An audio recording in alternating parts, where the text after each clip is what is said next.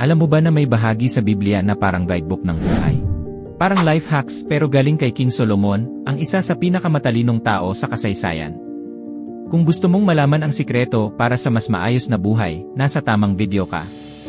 Tara, pag-usapan natin ang Kawikaan Kabanata 1, mga talata 1 hanggang 6. Ang aklat ng Kawikaan ay bahagi ng tinatawag na karunungan sa Biblia.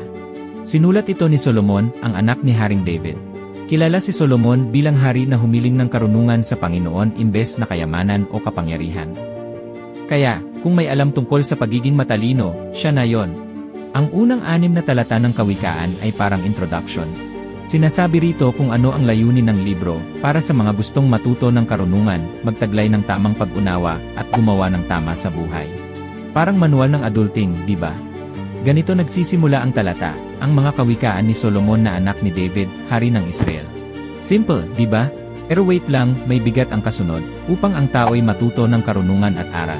Kumbaga, sinasabi ni Solomon, kung gusto mong magtagumpay sa buhay, makinig ka. Ang mga kawikaan na ito ay nagtuturo kung paano maging maingat sa desisyon, makitungo sa ibang tao, at maiwasan ang pagiging gulo sa buhay. At, ang ganda ng sinabi sa verse 5, ang matalino ay nakikinig at tumatanggap ng aral. Kahit matalino ka na, laging may puwang para matuto.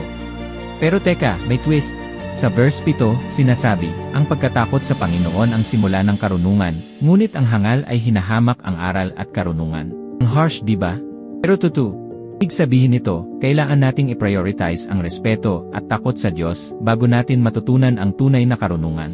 At huwag ka, hindi lang ito para sa mga scholars o pari. Para ito sa lahat, mga bata, matatanda, estudyante, empleyado, basta't handa kang makinig at matuto.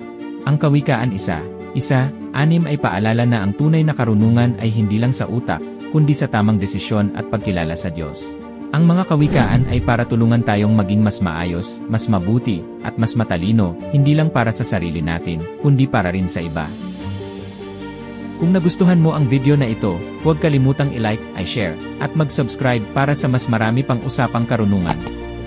At kung may favorite kang kawikaan o lesson mula sa Biblia, i-comment mo na yan sa baba. Hanggang sa muli, mag-aral, matuto, at manatiling maalam.